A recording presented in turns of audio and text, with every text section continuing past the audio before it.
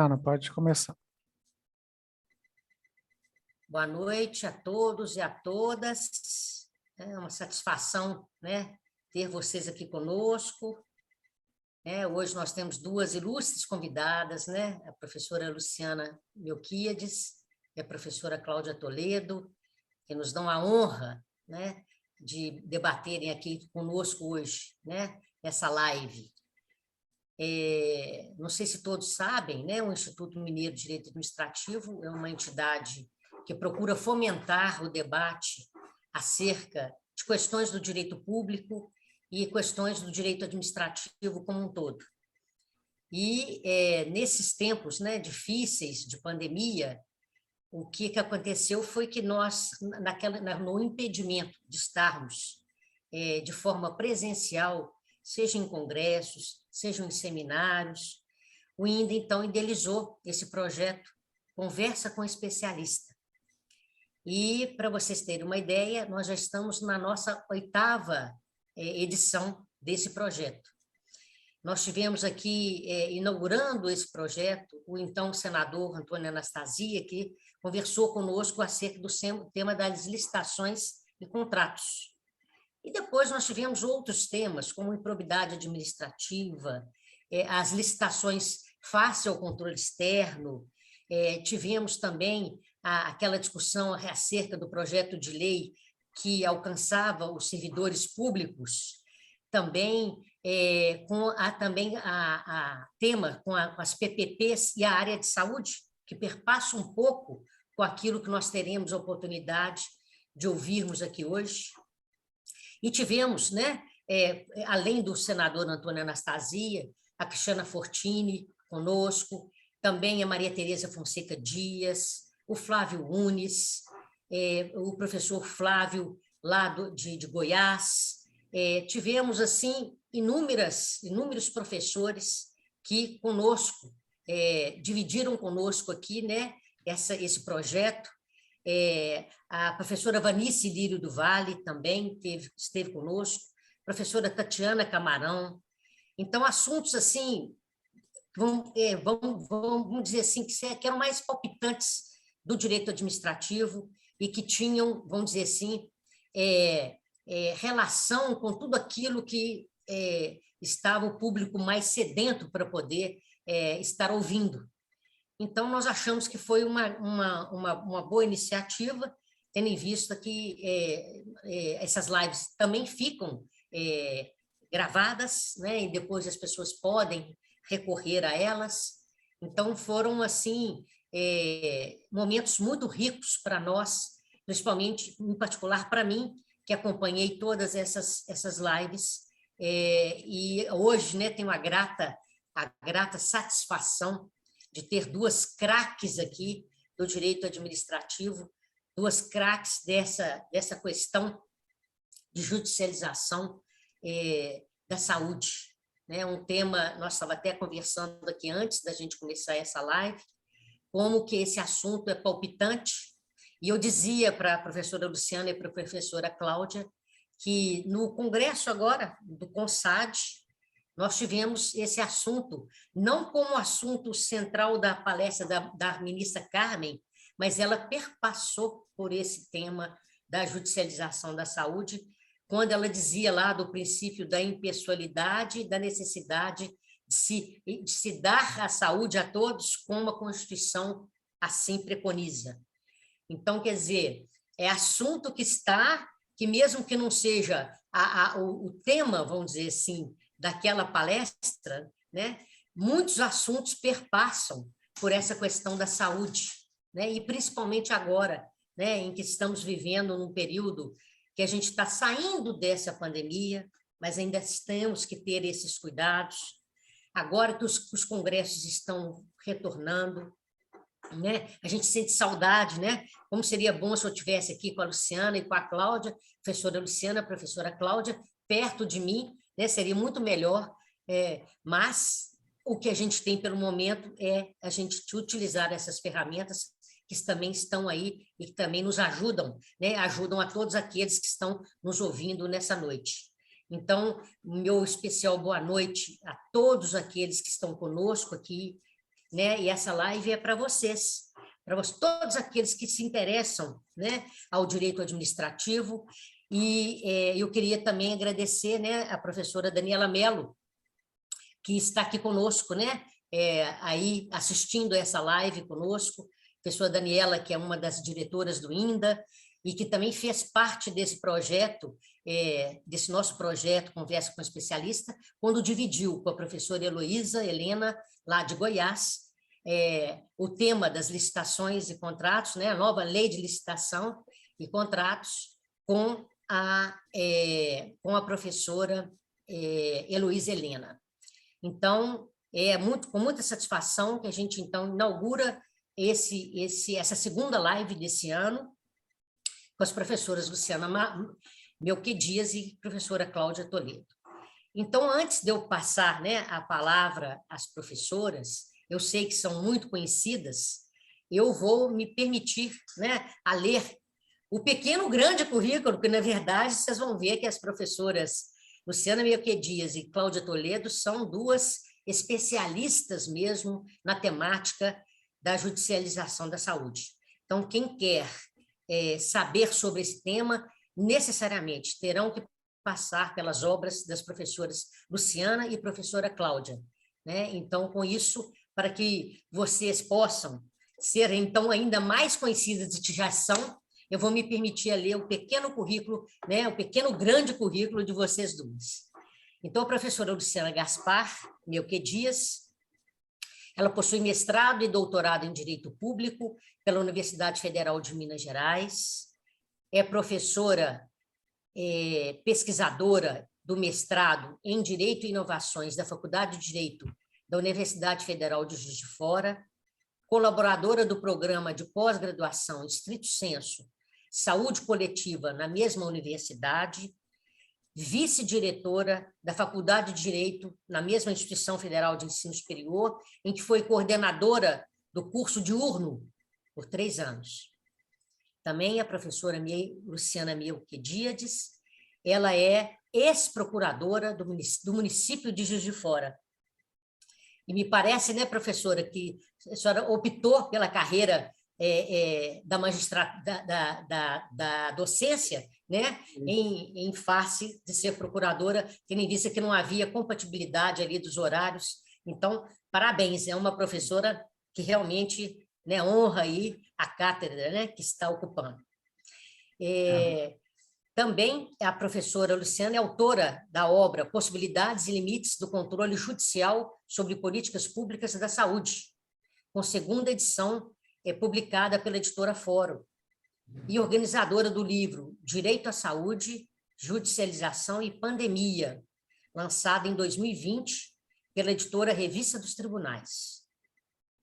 Nessa obra, ela reúne diversos estudos orientados por ela, né, sobre a temática da judicialização da saúde, contando também, né, com um capítulo da lavra da professora Cláudia Toledo, o que demonstra aí, né, vamos dizer assim, essa troca entre as duas professoras. É autora também de diversos trabalhos publicados em anais de congressos, de artigos publicados em periódicos indexados. Já a professora Cláudia Toledo possui doutorado em Filosofia do Direito pela UFMG e pós-doutorado na Universidade Federal de Santa Catarina em 2005 e na Universidade de Kiel, na Alemanha, em 2012, sob a supervisão do professor Roberto Alexi. Professora associada da Faculdade de Direito e do Programa de Pós-Graduação Estrito Sensu em Direito e Inovação da Universidade Federal de Juiz de Fora. É autora de vários trabalhos publicados em anais de congressos nacionais e internacionais e de artigos publicados em periódicos indexados no Brasil e no exterior, e organizadora, entre outras obras, do livro Atual Judiciário, Ativismo ou Atitude, recém-publicado pela editora Fórum, e vejam os senhores, né, com esgotamento em apenas 1 semana. Essa obra reúne um capítulo de sua autoria e outro da lavra da professora Luciana Melque Dias, né? E de demais outros autores, representantes do pensamento do professor Roberto Alexis, de renome nacional e internacional. Portanto, né, conforme já disse, esse tema, né, ora tratado de judicialização da saúde, é de suma relevância nesse atual período que estamos vivendo. Nunca a saúde foi tão discutida, né, e questões afetas às questões judiciais, né, que afetam toda essa universalidade, né, da saúde que é contemplada pela nossa Constituição. Ou seja, nós temos aqui hoje, né, após eu ler esse currículo muito rico, tanto da professora Luciana quanto da professora Cláudia, nós teremos aqui um bate-papo hoje da mais alta relevância, não só pela vamos dizer assim, pela sintonia que essas duas professoras já possuem, mas, sobretudo, né, por serem especialistas na área. Então, eu tenho certeza que esse bate-papo, que essa conversa com especialistas nessa noite vai ser muito enriquecedora. Então, sem mais delongas, eu vou passar, então, a palavra à professora Luciana Melquiades, para que ela possa conduzir, né, esse bate-papo dessa noite. Com a palavra, a professora Luciana. Muito obrigada, professora Luciana Raso, inicialmente pela oportunidade de estarmos aqui, né, eu e a professora Cláudia Toledo, a quem agradeço muito pela disponibilidade desde o início para nos emprestar a sua noite. E, professora Luciana, também gostaria de parabenizar pela a promoção, né, dessa reflexão contínua entre os estudiosos do direito administrativo. Mais cedo também, né, conversando, pude relatar para a professora como que eu me atualizo pelas lives do IMDA, então estão sendo de extrema relevância, sempre trazendo os colegas, né, mais inteirados nos temas atuais e relevantes do direito administrativo, indicando para os nossos alunos como material também para que se alimentem das reflexões dos temas mais atuais no direito administrativo. Então, gostaria muito sinceramente de cumprimentá-la por essa iniciativa, né, de formação continuada entre os colegas administrativistas. E agradecendo enormemente pela oportunidade, pelo convite, gostaria de também saudar aos demais colegas do IMDA, a pessoa da minha conterrânea, a professora Daniela Mello, também ubaense, agradeço a professora por estar aqui, um abraço para a professora Daniela, e gostaria de agradecer também a todos os demais presentes, professora Elizabeth Rosa, colega da UFJF, amiga, professora, um grande abraço, demais orientandos, Vitor, que coordenou comigo o último livro mencionado, Direito à Saúde, também escreveu comigo o capítulo publicado no livro da professora Cláudia Toledo. Muito obrigada, Vitor. Demais orientandos, professor Flávio Takakura, também professor da UFJF, orientando no mestrado, e agradeço muito a todos pela disposição, né, em estarem aqui conosco, enriquecendo o debate nessa noite. E saúdo a professora Cláudia Toledo, com quem nós vamos dialogar sobre esse tema que nos alimenta, né, professora, né, alimenta as nossas pesquisas, motivo da nossa inquietação e nos movendo, né, para a busca de respostas para as questões que dizem respeito aos diálogos institucionais, especialmente entre poder executivo e poder judiciário.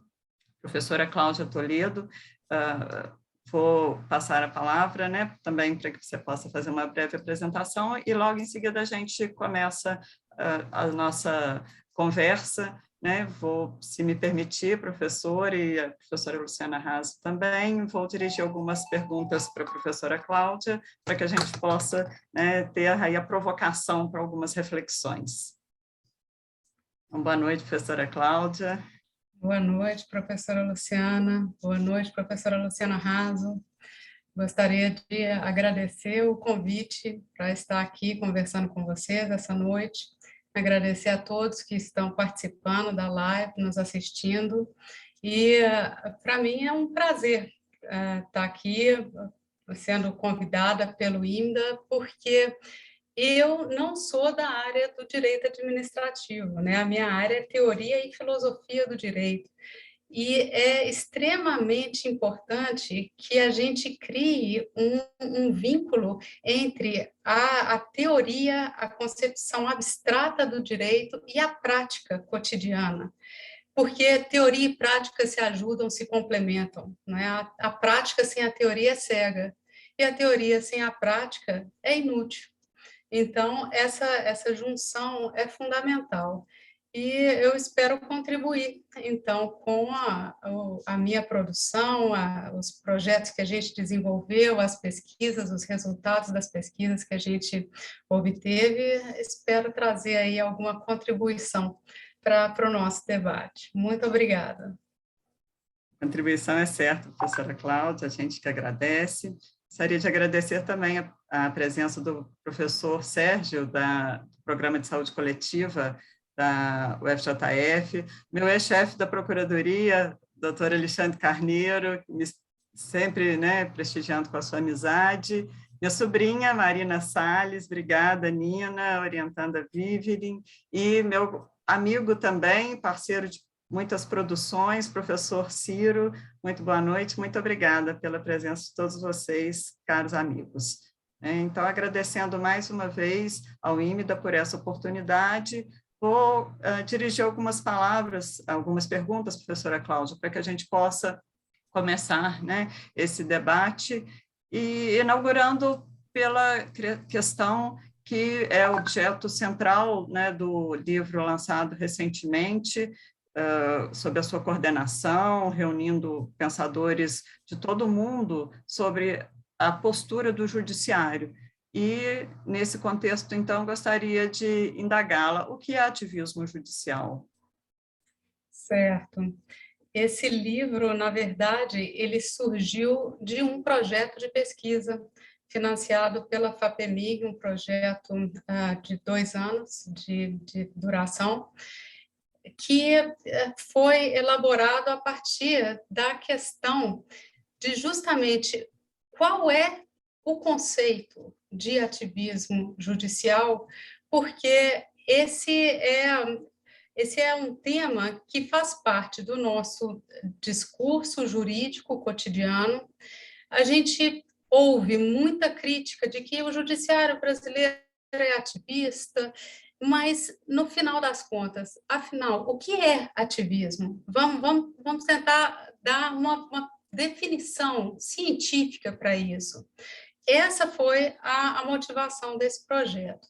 E, ao longo do desenvolvimento dele, nós fizemos uma pesquisa bibliográfica profunda e também pesquisa empírica na jurisprudência constitucional brasileira, argentina, mexicana e alemã. E no Brasil a gente também fez um levantamento jurisprudencial de um tribunal de justiça de cada uma das regiões do país, para a gente fazer justamente essa conexão entre a parte teórica e a dimensão prática do direito. E nós chegamos a alguns resultados, sendo que o primeiro deles, a definição, o conceito de ativismo judicial. Ativismo judicial é a ingerência indevida do judiciário na esfera de competência dos demais poderes. E, então, a gente trabalhando com esse conceito, a partir de toda a pesquisa bibliográfica que a gente fez, nós chegamos já a uma conclusão que pode ajudar a nortear o debate jurídico, no sentido de que ativismo judicial, para que a gente seja rigoroso cientificamente, não pode ser algo que é bom ou mal indiferentemente. A gente precisa de trazer uma valoração para esse conceito, para a gente, então, estipular sobre o que nós estamos falando. Se o conceito é uma ingerência indevida, uma atuação excessiva do judiciário, se é indevido, não é positivo. cada um dos poderes tem a sua margem de competência e deve atuar nela. Sem dúvida, o judiciário ele tem competência subsidiária no caso de omissão dos outros poderes. E existe o sistema de freios e contrapesos, pelo qual os poderes se controlam reciprocamente. Mas esse sistema, ele não anula, pelo contrário, ele requer a competência designada para cada poder. E, então, com base em todo o levantamento que a gente fez bibliográfico, nós chegamos a esse conceito e, com base nesse conceito, nós, então, verificamos qual a situação do judiciário brasileiro comparativamente com os outros países. A partir, então, dessa fala, professora Cláudia, gostaria de perguntar quais critérios você reconhece na doutrina para a distinção entre ativismo judicial e a atuação judicial de controle, né? Ou seja, o ativismo seria, consoante a sua colocação, o excesso na ação judicial, né? Que se distinguiria, então, da atuação judicial devida, né? Ou seja, da atuação em que o juiz estaria exercendo as suas competências de controle dentro do sistema de freios e contrapesos, né? E conhecendo o pensamento do professor Robert Alex, pela busca da racionalidade, né? Mitigação do decisionismo, do subjetivismo, o pilar, né, para essa racionalidade estaria sendo, né, os pilares estariam sendo os critérios. Então, gostaria de indagar quais critérios você reconhece na doutrina para a distinção entre ativismo judicial e a atuação judicial de controle. Certo, exatamente. Para que a gente chegue a um conceito preciso e científico, é imprescindível ter critério, parâmetro, não é? Parâmetro objetivo, para que a gente fuja de subjetividades. Então, a análise que a gente fez na jurisprudência para verificação de ativismo ou não nos países, nos tribunais que a gente estudou, a análise foi de cunho argumentativo. Se pode buscar verificar a atuação do judiciário, claro, sob diferentes prismas, mas nós precisamos de escolher um parâmetro para conseguir aprofundar nele. E a nossa escolha, então, foi a partir da análise da fundamentação das decisões. Por quê? O ato por excelência do judiciário é a decisão judicial. E a decisão judicial, então, o principal, ou sem dúvida, um dos principais parâmetros para a gente aferir, para a gente valorar se a atuação do judiciário está sendo devida ou excessiva, ou até omissiva, né? E para que se faça uma análise da argumentação, uma análise discursiva da fundamentação de uma decisão judicial, nada mais óbvio de se buscar do que o estudo da teoria do discurso, que foi desenvolvida em grande parte por Jürgen Habermas e apropriada por Alex, que trouxe as contribuições da teoria do discurso para o direito no livro Teoria da Argumentação Jurídica, né, que foi a tese dele de doutorado. Com base, então, no pensamento de Habermas e Alex, a gente fez uma padronização dos tipos de argumentos que compõem os diferentes discursos.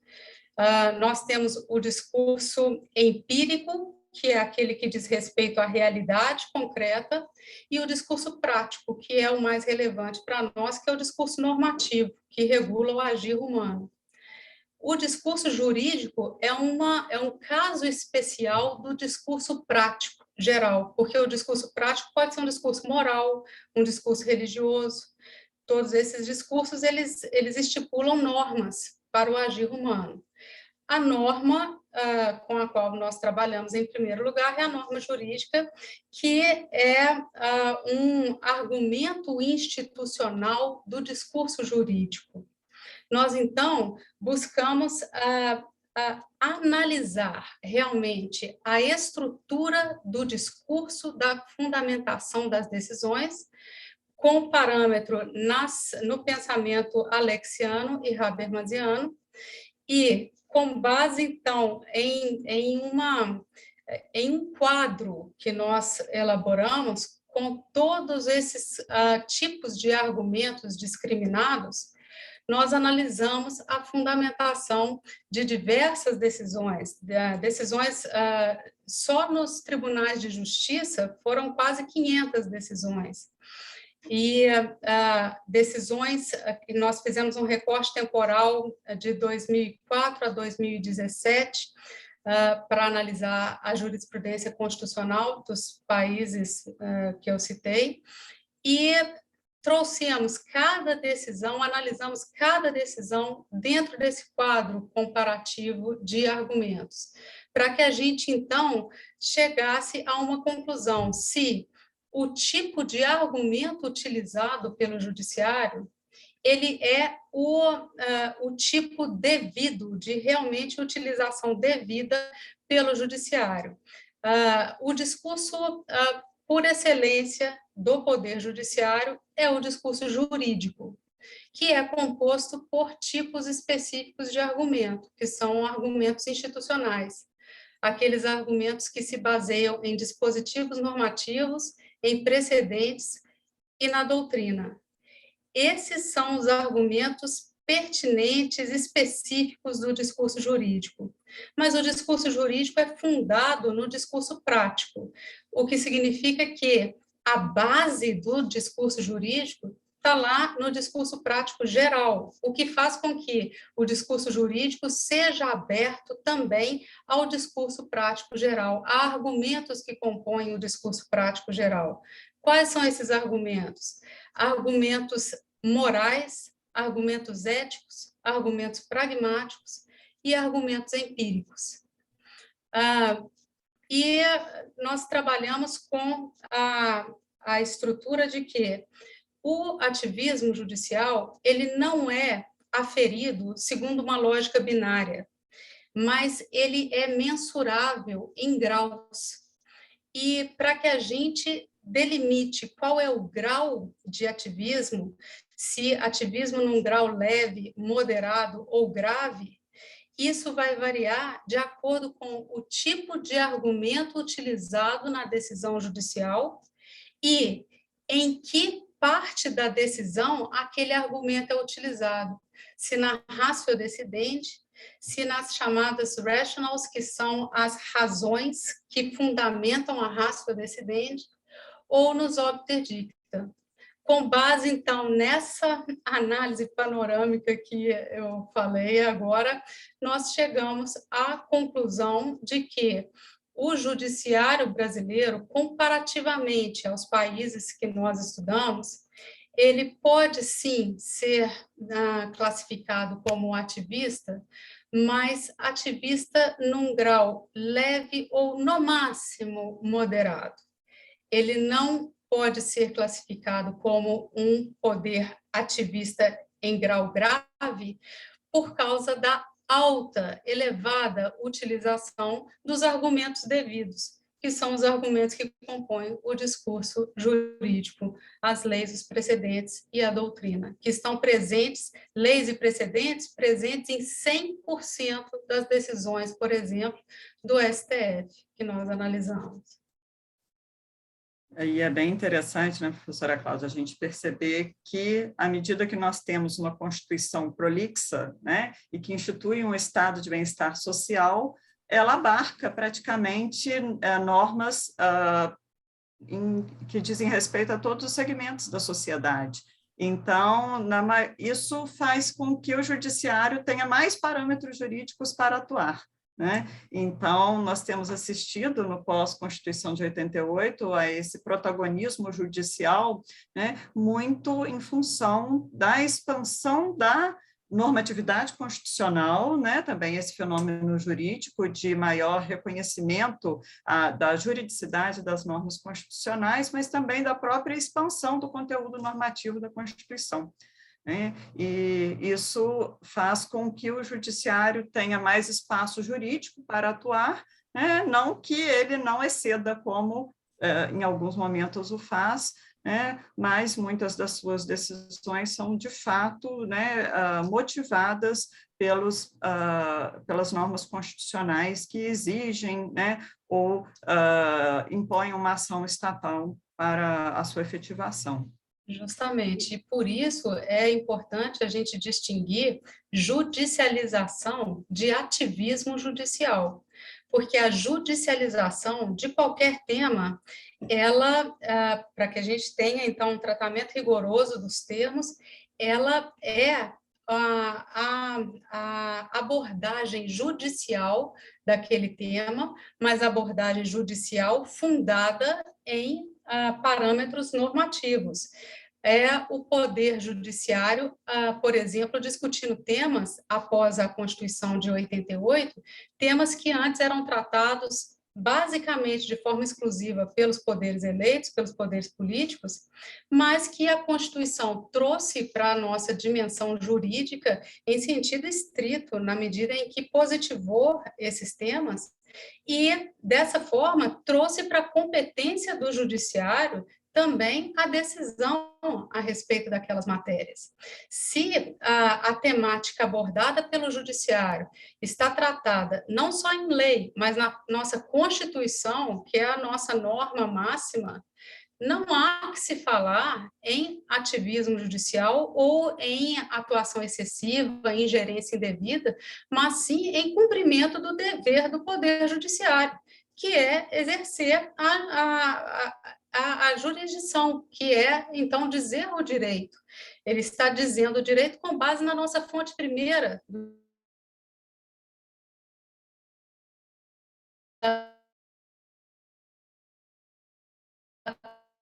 pela lei, a competência decisória do judiciário, sem dúvida nenhuma.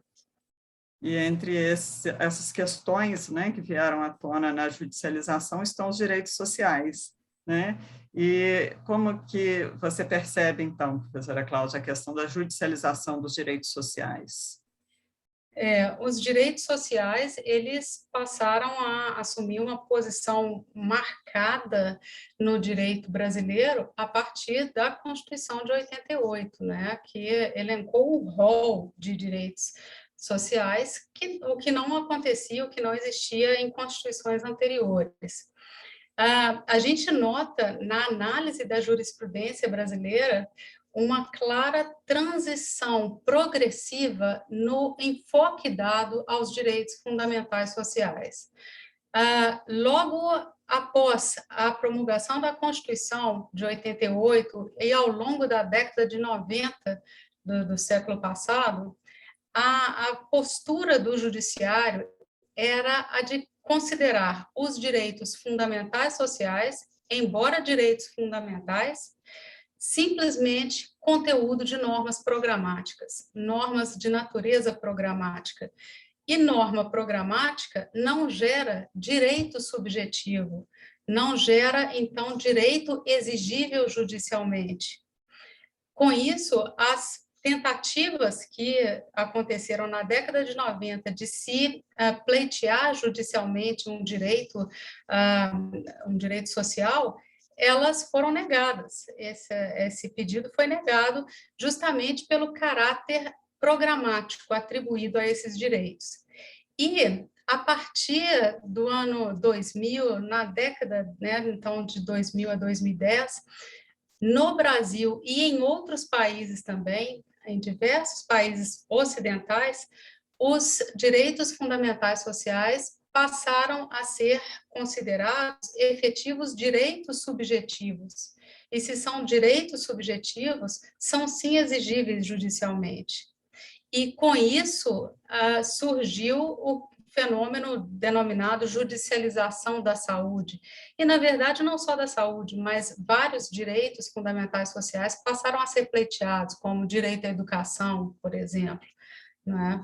E a minha visão é a de que, sem dúvida nenhuma, se nós designamos os direitos fundamentais sociais como direitos, fundamentais, nós estamos falando de direitos subjetivos de classe máxima, de hierarquia axiológica maior que nós temos no nosso sistema. E, com isso, são, sim, direitos pleiteáveis judicialmente e que o judiciário tem competência, sim, para determinar o cumprimento no caso de omissão indevida do executivo. Aí ele está exercendo a sua competência subsidiária. Quem tem competência originária, sem dúvida, é o executivo e também o legislativo, para decidirem sobre políticas públicas. Mas, no caso de omissão, no cumprimento dos direitos mais importantes, os direitos primeiros que o cidadão tem, o judiciário, ele tem não só competência, mas ele tem o dever, sim, de atuar no sentido da efetivação daquilo que a nossa norma máxima, a nossa Constituição, declara como direito fundamental. E o direito à saúde é exatamente um dos mais emblemáticos, né, nesse contexto de judicialização dos direitos sociais, e é o tema central da nossa conversa de hoje. Então, a partir disso, professora Cláudia, queria provocá-la, né, para colocar a seguinte parametrização. Sendo que os direitos sociais são considerados, então, direitos subjetivos e, portanto, judiciáveis, quais seriam as possibilidades e os limites da atuação judicial para essa concretização, né, para a concretização desses direitos? Então, nós sabemos que os direitos sociais são previstos através de normas-princípio, que são mandamentos de otimização, né? E, dessa forma, eles vão encontrar limites para a sua concretude, especialmente na reserva do possível. Então, a partir desse reconhecimento, né, da finitude dos recursos disponíveis para a efetivação desses direitos, quais que seriam os liames possíveis para a gente demarcar a legitimidade de uma atuação judicial e identificar eventual extrapolamento nessa decisão judicial que efetiva um direito social, especialmente o direito à saúde? Sim. É fundamental a gente considerar que a natureza jurídica do direito à saúde é de princípio, é um direito estipulado em um princípio jurídico. E princípio é um tipo de norma jurídica. Toda norma jurídica é vinculante. Então, o direito à saúde, sendo um direito fundamental social, ele não é estipulado em uma norma programática, mas em uma norma princípio. Se é princípio, é vinculante, mas a gente sabe que é vinculante com uma ordem de otimização, não é o princípio, diferentemente da regra, ele não é aplicado de forma binária, tudo ou nada, mas de forma gradativa, na máxima medida possível. Então, o primeiro parâmetro é esse, de que os direitos fundamentais, que são disciplinados em normas principiológicas, devem ser cumpridos na maior medida possível. E qual que é essa medida possível? O que determina essa medida possível?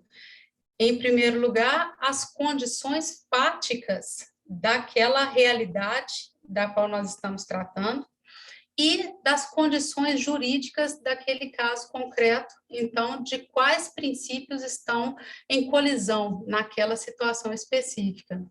Isso já nos remete à situação de que, para que a gente analise se a atuação do judiciário está sendo excessiva ou devida, a análise ela se dá relativamente nos casos concretos. Não é possível nós falarmos em abstrato de uma atuação ativista ou não. Nós precisamos analisar, então, as situações empíricas para ver, naquelas situações, o judiciário, ele atuou ou não dentro da sua margem de competência, não é? Então, a análise das condições fáticas e jurídicas do caso concreto de cada ação judicial, Esses são parâmetros. E também, outro parâmetro, o principal, o maior princípio colidente aos direitos fundamentais sociais é justamente o princípio da reserva do possível, não é? E esse princípio, ele tem ele é fundado em duas grandes bases: na exigência de razoabilidade do pedido feito pelo indivíduo ao Estado e na exigência de não afetação do equilíbrio orçamentário do Estado a partir do cumprimento daquele pedido. Então, para que se analise se o pedido do indivíduo é devido, se ele é factível de ser, então, efetivado naquele país, naquele momento histórico, é preciso que se veja, então, que se analise justamente esses fatores que eu acabei de colocar. Se esse pedido é razoável, e o que é um pedido razoável? É a análise da razoabilidade do pedido, ela vai depender da avaliação do caráter devido ou não de se exigir o cumprimento daquela demanda à sociedade, exigir que a sociedade arque com o ônus do cumprimento daquela demanda. Isso é razoável ou não? Isso é devido ou não? Só podemos responder no caso concreto. E o atendimento daquele pedido, ele gerará a afetação do equilíbrio do orçamento público? Isso a gente pode aferir como?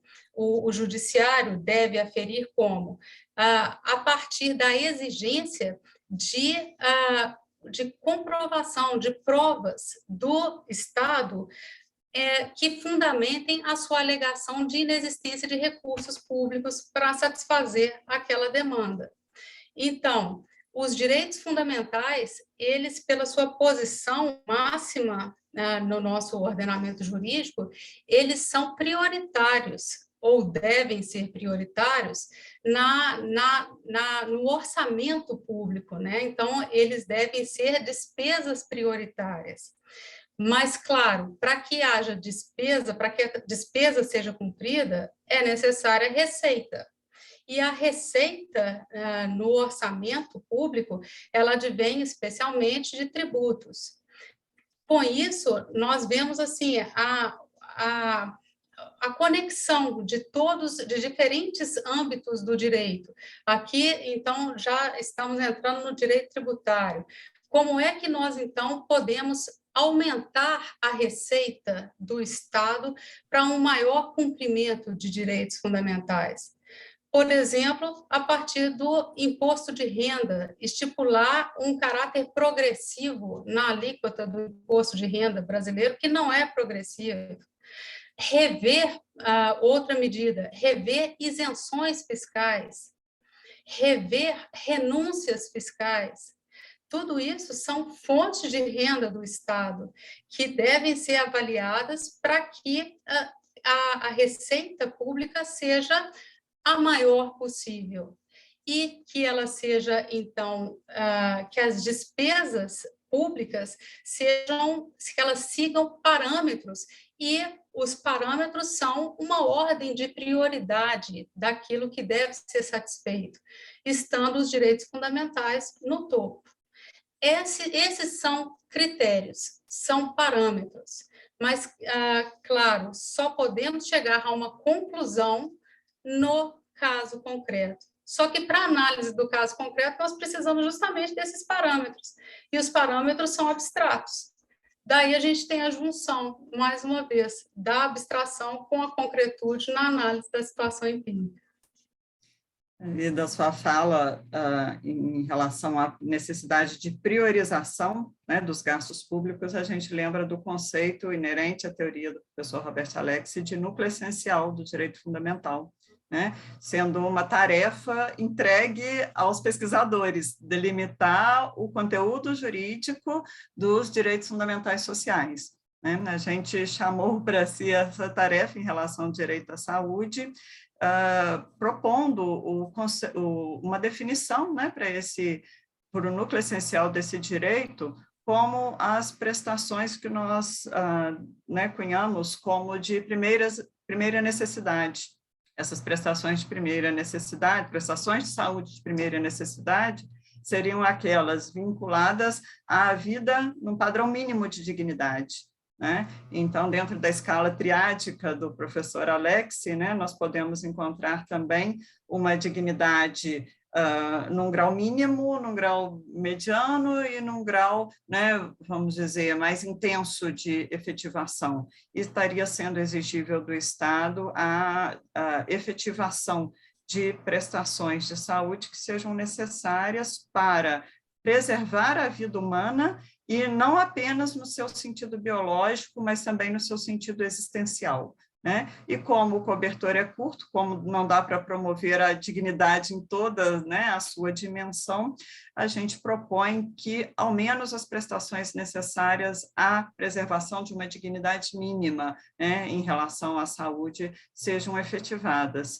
E a gente teve o direito à saúde em evidência nesses últimos 2 anos, em virtude da pandemia de Covid-19, e muitas das questões que a gente colocava em abstrato, né, em relação ao direito à saúde, muitas vezes achando até que não poderíamos chegar na situação de fato, precisar implementar essas reflexões, né, vieram à tona. Nós assistimos praticamente todo o mundo, né, priorizando o direito à vida, em detrimento de outros direitos, como até mesmo direito de trabalho, de livre iniciativa, o direito de ir e vir, né? E o direito à vida sendo reconhecido como deve sê-lo, com uma primazia não apenas axiológica, mas também racional, né? No início das minhas pesquisas sobre o direito à saúde, eu tinha bastante receio de cair, né, para um campo de subjetivismo em relação à valoração à vida, e a própria teoria do professor Alex me viabilizou um acalento, né, em relação a esse receio, porque a gente conseguiu perceber racionalmente que a vida é necessária para a fruição de todos os demais direitos, né? Então, não estaria sendo lógico, né, se exigir qualquer outro direito, não havendo pressuposto da vida humana para a fruição dos mesmos, né? E como a nossa Constituição garante a vida não apenas biológica, mas a vida digna, né? Nós consideramos que a vida precisa ser garantida pelo Estado num padrão mínimo de dignidade, né? Então, essas prestações estariam dentro do conteúdo essencial, né, também chamado pela doutrina de conteúdo mínimo, né, ou núcleo duro do direito fundamental. E, em relação à saúde, nós podemos, então, reconhecer aquelas prestações necessárias para a preservação da vida, e muitas delas podem não ser imprescindíveis para a sobrevida, mas o são para a vida minimamente digna, né? Como, por exemplo, fornecimento de próteses e órteses, né, em relação aos membros inferiores, aos membros superiores, né, que são membros necessários para a locomoção, para a integração do indivíduo em sociedade, né, também as prestações inerentes, né, aos órgãos sensoriais. Então, por exemplo, aparelhos auditivos, né, fornecimento de aparelhos que possam resguardar, né, a audição, cirurgias oftalmológicas que possam preservar a visão, e também, né, em relação aos outros sentidos, nós tivemos aí a pandemia expondo a risco, por exemplo, o olfato, o paladar, né, foi uma sequela séria em alguns casos, a afetação do paladar e do olfato em definitivo, isso compromete a alimentação, né, e eu tive uma familiar próxima que foi acometida dessa sequela e que, por exemplo, né, perdeu o gosto pela alimentação, né? Isso compromete a sua própria nutrição, porque a gente não se alimenta, né, tão somente pela ingestão do alimento, também tem toda a questão do prazer envolvida, da sociabilidade, né, que hoje é discutido na nutrição com o conceito de comensabilidade. Mas, enfim, então nós temos essas prestações, né, reconhecidas como de primeira necessidade, precisando integrar as políticas públicas de saúde. Se não o forem, essa omissão do Estado será indevida, né? Então, a correção do judiciário em relação a essa omissão será devida, né? Não estaria caracterizando, então, o ativismo. Exatamente.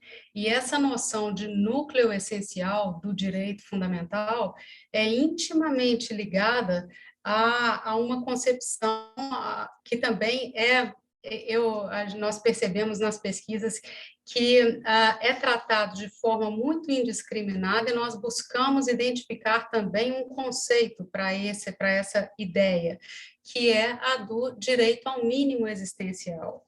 O conceito do que é esse direito, o que é o mínimo existencial, não é? Porque nós precisamos de delimitar sobre o que nós estamos falando. E se é mínimo existencial, cientificamente, ele é composto pelo núcleo essencial de direitos fundamentais sociais considerados indispensáveis para um nível elementar de dignidade humana.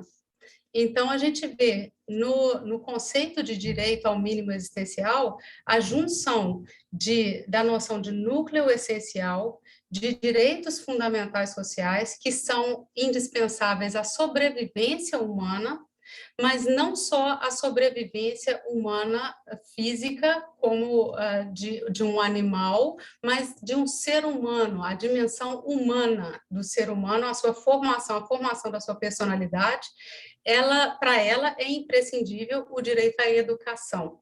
Por isso, também o direito à educação, o núcleo essencial do direito à educação, integra o mínimo existencial, assim como as demandas de primeira necessidade do direito à saúde, integram o núcleo essencial que compõe o mínimo existencial.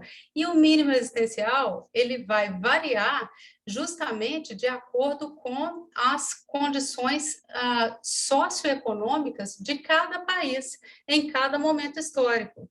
Isso faz com que o que é considerado mínimo existencial na Alemanha seja diverso daquilo que é considerado aqui no Brasil, e o que se considera mínimo existencial no Brasil é diverso daquilo que se considera como mínimo existencial na Namíbia. Não dá para a gente falar de forma abstrata e indiscriminada sobre o que é o mínimo existencial. O mínimo existencial ele depende, então, da capacidade financeira, econômica do Estado. E, no momento de emergência, como é o caso da Covid, isso traz singularidade para a análise, então, das despesas devidas pelo Estado de acordo com a sua capacidade econômica. As prioridades serão diferentes justamente porque a condição fática é diversa. A gente está vivendo um momento emergencial.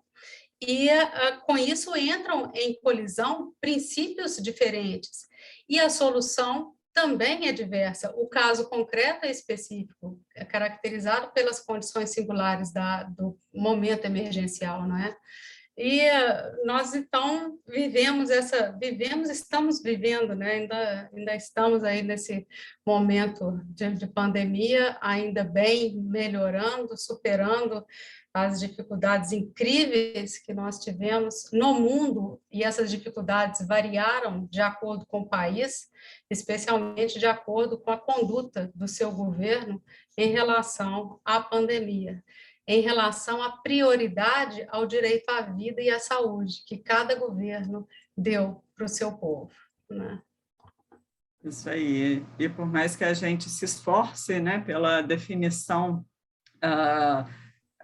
doutrinária do núcleo essencial do direito à saúde, os desafios persistem. E na semana passada nós tivemos um debate, né, vindo à tona novamente no STF acerca da, vamos dizer, existência ou não do direito subjetivo a prestações de saúde não integrantes dos protocolos do SUS, né, mas que venham a ser demandados em juízo pelos cidadãos, né? E nós tivemos recentemente, então, a confirmação do que vinha sendo a jurisprudência do STF até então, né? No sentido de que o cidadão pode, sim, ir a juízo e requerer prestações que não contemplem a lista de dispensação, né, obrigatória pelo SUS, mantendo aqueles parâmetros antes fixados, né, também pelas cortes superiores, no sentido de que estaria sendo necessária a comprovação da hipossuficiência do demandante,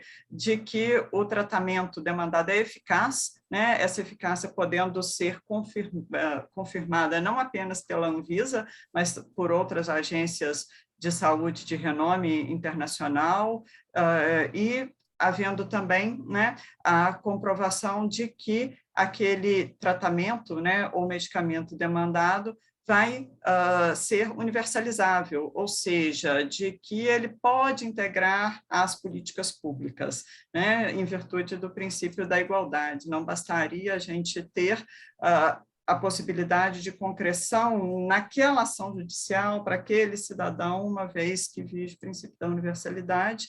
Então, é preciso que haja a possibilidade, dentro da reserva do possível, de que aquela prestação seja, né, incluída nas políticas públicas de saúde à luz da reserva do possível. Porém, né, se tratar de uma prestação inerente ao núcleo essencial, ou seja, como nos lembrou o professor Sérgio, né, dentro do conceito de direito à vida bios e à vida zoo, né, a gente estaria tendo a necessidade de que a prestação fosse incluída nas políticas públicas. E conversando com a professora Luciana Raso também, previamente, né, professora, a gente lembrou como que, se a prestação for incluída nas políticas públicas, o custo cai. Então, ainda que seja universalizado, seja dispensado a um número maior de pessoas, o que as pesquisas empíricas nos mostraram é que o poder público ainda gasta menos se incluir na dispensação ordinária do que se aguardar a judicialização, né? Isso, claro, porque a inclusão nas políticas públicas permite o planejamento, as licitações, né, todo o controle para o gasto do dinheiro público. E também, fazendo menção à colocação da professora Elizabeth, professora de Direito Tributário da UFJF, né, professora, nós temos, sim, a possibilidade de otimizar as verbas públicas com o acirramento do controle sobre essas despesas. O INDA faz um trabalho espetacular, né, em relação à probidade administrativa, então é uma contribuição para toda a sociedade muito relevante, e também, né, organizando o sistema tributário de uma forma mais justa, em comparação com outros sistemas. O brasileiro costuma falar que a carga tributária, né, no país é muito alta, mas em comparação com outros estados sociais, a nossa carga tributária não é tão alta assim, né? Na verdade, acho que o que incomoda o brasileiro é justamente o ralo da corrupção, né? É ver o dinheiro público sendo mal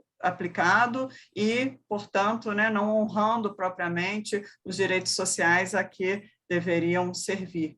Então, nós temos, né, muitas vezes, a própria, vamos dizer, a nebulosidade da reserva do possível, o que realmente não seria possível, né, se não houvesse o desperdício dos recursos públicos, né, através das práticas ilícitas ou através mesmo, né, de uma tributação, da desoneração indevida, né, de renúncias fiscais indevidas, muitas vezes, né, à guisa aí da desigualdade, prestigiando já as classes mais abastadas, em detrimento daqueles que estariam sendo, de fato, os carecedores da ação estatal.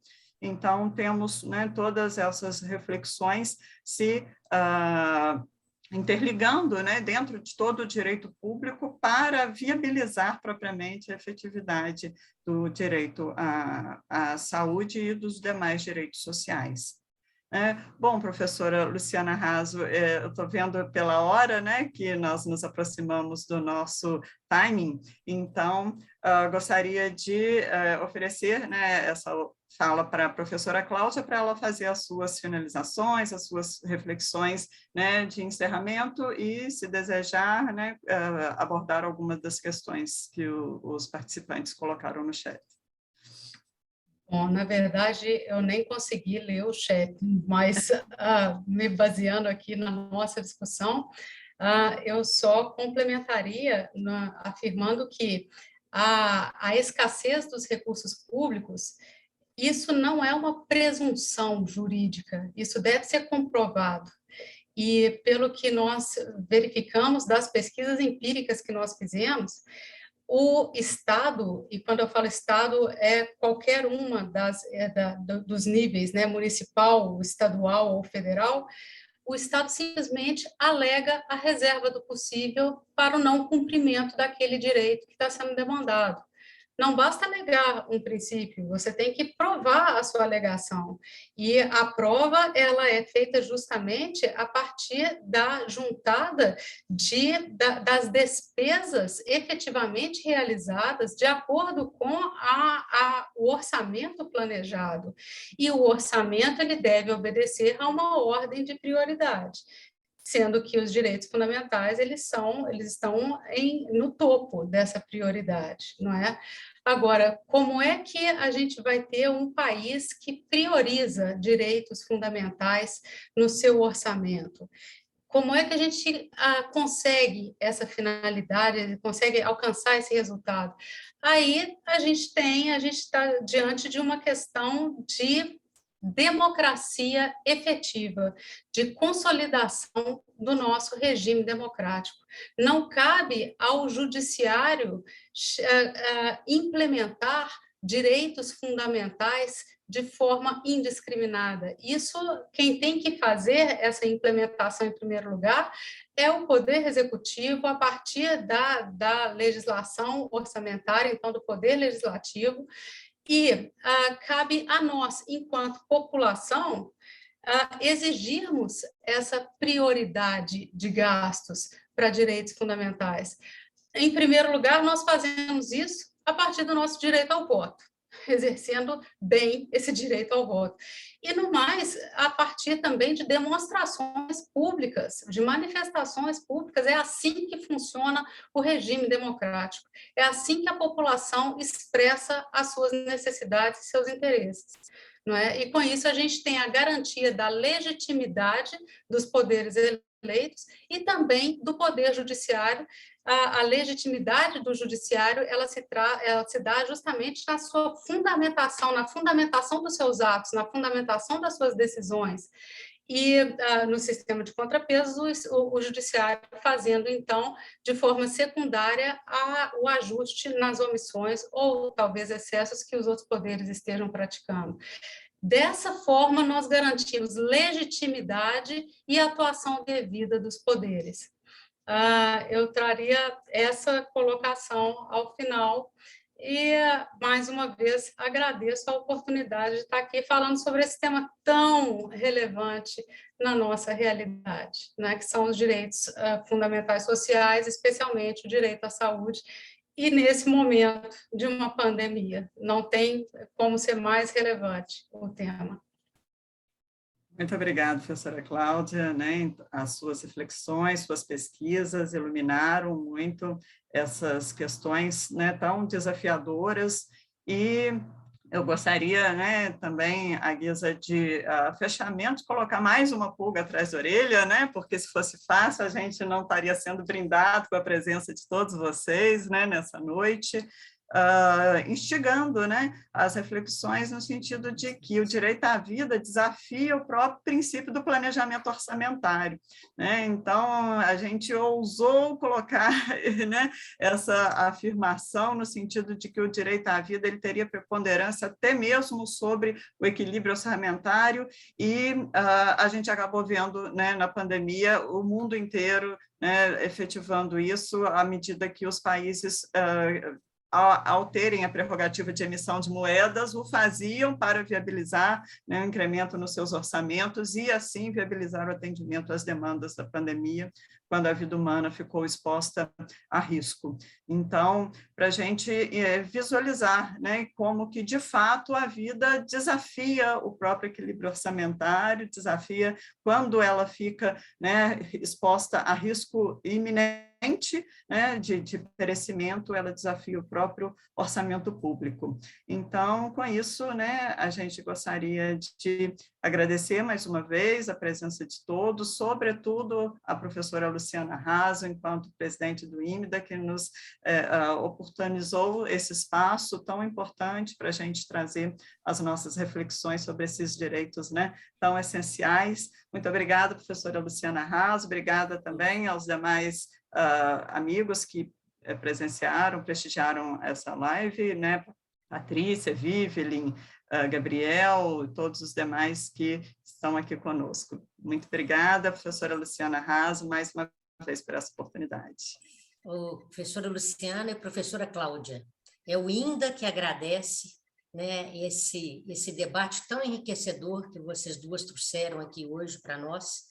Tenho certeza que todos os participantes, né, vejo que vários professores aqui, né, compareceram, né, a sua conterrânea, Daniela Mello, que é a nossa diretora também do Instituto Mineiro de Direito Administrativo, e eu queria só lembrar uma fala aí que vocês, né, colocaram muito bem, que vocês perpassaram, né, por questões filosóficas, né, até mesmo pela graduação aí, pela pós-graduação da Cláudia Toledo, e sua também, Luciana, trazendo as pesquisas, né? Isso foi muito importante, tanto uma contra a outra, são duas pesquisadoras, porque esse assunto é um assunto que é da mais alta relevância, e como eu estava falando com vocês duas antes, né, da nós começarmos a live, eu tive a oportunidade, da semana passada, estar no congresso do CONSAD, e lá a ministra Carmen Lúcia, apesar de não ser, vamos dizer assim, o tema central da fala dela, a judicialização da saúde,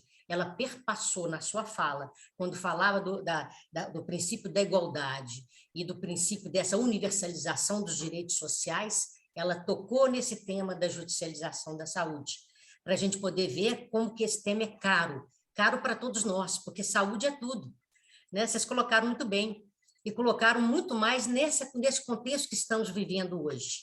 É um contexto, estamos saindo da pandemia, se Deus quiser, se Deus assim permitir, mas que pegou todos nós e foram reflexões que todos nós tivemos que fazer essa reflexão.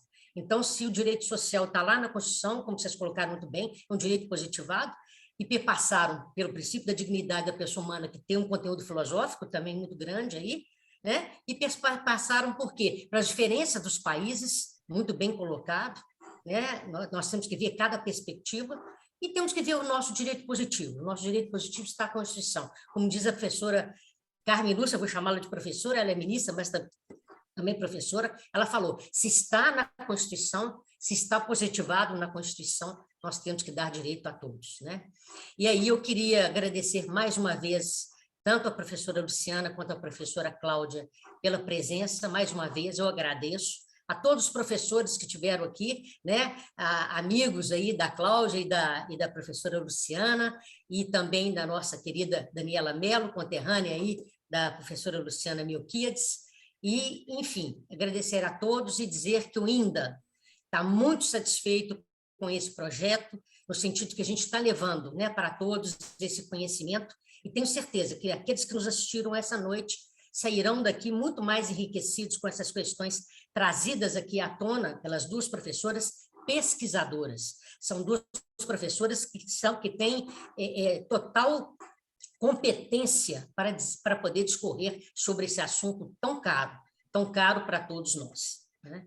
Tanto da área do próprio direito administrativo, como da área do direito tributário, seja do direito da filosofia, do direito, enfim, né, todas as áreas. Então, meu muito obrigada, e queria dizer também para os participantes que estão perguntando aqui no chat, que vocês terão um certificado, é só entrar nas nossas redes sociais, nós temos aí, né, foi colocado aí o nosso e-mail, o certificado será encaminhado a todos vocês. É o INDA MG, né? Lá, isso, Soraya?